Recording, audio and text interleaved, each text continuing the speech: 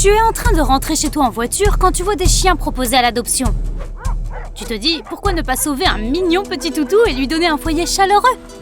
Tu te gares et tu vois un gigantesque chien. Il a des oreilles pointues et des pattes énormes. Ses yeux sont sombres et perçants. Il s'agit d'un hybride loup-chien. On en trouve dans la nature et ils sont également assez courants dans de nombreux foyers. En réalité, c'est le croisement le plus répandu entre un animal sauvage et un animal domestiqué. On estime le nombre de ces animaux de compagnie à 400 000 rien qu'aux États-Unis. Et il en existe de nombreuses combinaisons. Mais ceux qu'on voit le plus souvent, ce sont des loups gris mélangés à des bergers allemands ou des huskies sibériens. Ces croisements te paraîtront majestueux, mais ils sont en fait très dangereux dans une maison. De nombreux cas ont été signalés de chiens-loups attaquant leur maître de manière totalement imprévisible. Il est préférable de laisser ces chiens tranquilles. Et puisqu'on parle de chiens sauvages, il faut savoir que certains des plus dangereux pourront te sembler très mignons au début. Mais fais attention si tu en croises un, car il te poursuivra. On dit qu'ils sont les rois d'Australie. Tu l'as deviné, je parle du dingo. Ces animaux existent depuis des centaines d'années en Asie du Sud-Est et en Australie. Leur couleur, brun doré, leur permet de se fondre dans leur environnement, ce qui les rend encore plus dangereux lorsqu'ils rôdent à la recherche d'une proie. Et c'est comme avec les loups, de nombreux dingos sont croisés avec des chiens domestiques pour créer un hybride dingo-toutou. Oui, j'ai bien dit ça. Le résultat te semblera peut-être adorable, mais ne te fie pas aux apparences. Il s'agit d'un animal sauvage qui chasse en meute et qui est sans pitié, même pour les humains. Savais-tu qu'il y a des gens qui ont des serpents venimeux chez eux? Tout le monde ne peut pas manipuler ces animaux car ils nécessitent une attention et un soin très particuliers. Aux États-Unis, ils ne sont pas autorisés partout. Bien sûr, il peut être assez cool de frimer avec son serpent devant un groupe d'amis lors d'une fête. Mais les statistiques montrent qu'il y a au moins 10 000 morsures de serpents par an aux États-Unis et que certaines sont causées par des animaux de compagnie. Les professionnels de la manipulation des serpents s'équipent d'instruments très spécifiques lorsqu'ils les extraient d'endroits où ils ne devraient pas être. Alors en avoir un chez soi représente un risque assez grand. De plus, de nombreux serpents venimeux sont considérés comme menacés et ils ne devraient pas vivre parmi les humains, sauf dans les cas où ils doivent être soignés. Lorsqu'ils présentèrent cet animal pour la première fois à la communauté scientifique, ces découvreurs le décrivirent comme un mélange de canard, de castor et de loutre, ayant la taille d'un chat domestique et pondant des œufs. Pardon? Les savants abasourdis ne purent que considérer l'ornithorynque comme une fiction, jusqu'à ce qu'ils le voient de leurs propres yeux. Mais aussi mignon soit-il, ce mammifère bizarre est en fait venimeux. Sur les chevilles de ses pattes arrière palmées, il y a des éperons qui leur permettent de se défendre et d'échapper au danger. Comme tu peux l'imaginer, avoir chez soi un castor venimeux à bec de canard n'est pas exactement recommandé, même s'ils sont adorables quand ils sont bébés. Les ornithorynques sont extrêmement difficiles à entretenir et il leur faut énormément de place pour nager et gambader. Ils sont très pointilleux sur leur alimentation et peuvent se montrer assez agressifs quand on les manipule. Mais ils pourraient faire de bons agents secrets. Posséder un chat ne pose généralement pas de problème, sauf s'il s'agit d'un serval. Ces chats sauvages sont plus grands que les chats habituels et ressemblent à de vrais petits léopards. C'est vrai, ils sont majestueux quand ils se mettent à sauter d'un endroit à un autre, mais il est plutôt déconseillé d'en avoir un chez soi. Ils sont connus pour causer le chaos et déchirer les rideaux et les canapés avec leurs griffes. Ils écoutent rarement les humains et sont agressifs quand on joue avec eux. Ils sont très intelligents et ont besoin de beaucoup d'espace pour grimper et se promener. Et faire toutes ces choses que font les servals.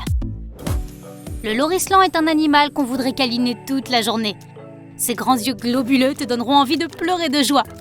La façon dont il s'accroche aux branches avec ses petites mains fera sourire tout le monde. Et il fait tout extrêmement lentement. Mais il faut savoir une chose au sujet de ces primates. Ils sont en voie de disparition et illégaux.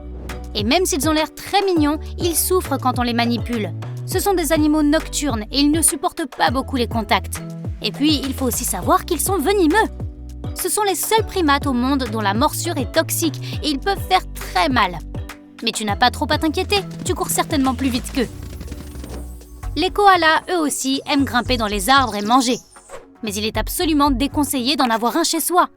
Ces animaux sont très protecteurs de leurs petits et se montreront agressifs s'ils se sentent menacés. Les premiers colons d'Australie les appelaient ours koalas, mais ils n'ont rien à voir avec les ursidés. Ce sont des marsupiaux, ce qui veut dire qu'ils sont apparentés aux kangourous et aux wombats. Et comme les kangourous, ils sont dotés de poches dans lesquelles leurs bébés grandissent. Ils ont des pouces opposables comme les primates et les humains pour s'agripper aux branches et grimper. Essayer de domestiquer ces animaux ne marchera pas et leur alimentation est la raison principale pour laquelle ils ne peuvent pas vivre avec les humains. Pour survivre, ils ont besoin de feuilles d'eucalyptus spéciales, celles qui poussent dans les forêts. On ne peut donc pas les éloigner des vastes étendues boisées. Un animal qui ressemble à un opossum de la taille d'une main est doté d'ailes, mais de quoi s'agit-il donc? Non, pas d'une chauve-souris, mais d'un phalangé volant. Et ce ne sont pas vraiment des ailes, donc techniquement ils ne peuvent pas voler. Les chauves-souris sont toujours les seuls mammifères ailés au monde. Ces marsupiaux possèdent en réalité une épaisse couche de peau qui s'étend de leurs pattes antérieures à leurs pattes postérieures et qui leur permet de planer. Leur queue de fourrure épaisse les aide à se diriger. Et même s'ils peuvent ressembler à de mignons super-héros, ils n'ont rien à faire à l'intérieur avec des gens. Ce sont des animaux nés pour vivre dans de grandes familles avec leurs semblables. Lorsque les humains en font des animaux de compagnie, ils en ont généralement un ou deux chez eux. Et ces créatures ont besoin d'arbres pour grimper et planer. Sans compter que les phalangés volants sont nocturnes et dorment toute la journée pour être actifs toute la nuit. Ce qui n'est pas le cas des humains, sauf si tu es une chouette. Et puisqu'on parle de ces sympathiques créatures nocturnes, les chouettes ne doivent pas non plus être gardées dans des cages ou dans des granges. Nous avons tous rêvé qu'une chouette nous apporte une lettre par la fenêtre quand nous étions plus jeunes, mais cela ne signifie pas que ces animaux sont des créatures magiques que l'on peut avoir chez soi et domestiquer.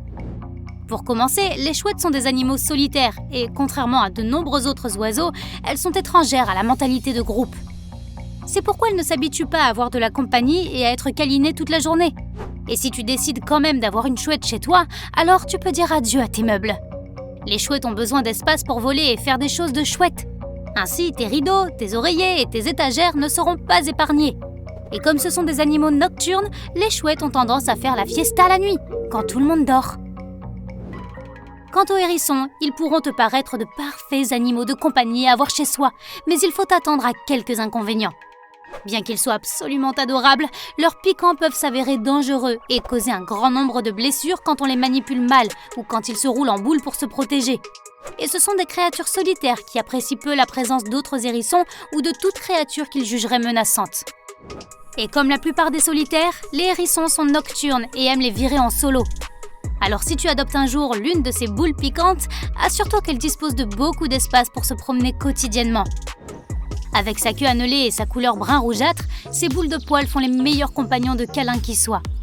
Qui peut résister à la douceur du panda roux? Et non, il n'est pas apparenté au panda géant, mais il est quand même tout aussi mignon. Mais voilà, tu vas être déçu, il vaut mieux laisser ces créatures tranquilles. On les trouve dans les denses forêts tropicales d'Asie du Sud-Est, et ils ne peuvent pas vivre en captivité. Et tout comme les chats, ils ont des griffes acérées qui redécoreraient rapidement ton intérieur. Et pas dans le bon sens du terme. Lorsqu'ils se sentent menacés, ils dégagent une odeur nauséabonde qui leur permet d'échapper au danger. Moi aussi! Et bien que leurs grandes oreilles touffues les rendent encore plus irrésistibles, il est vivement conseillé de les laisser vivre en paix.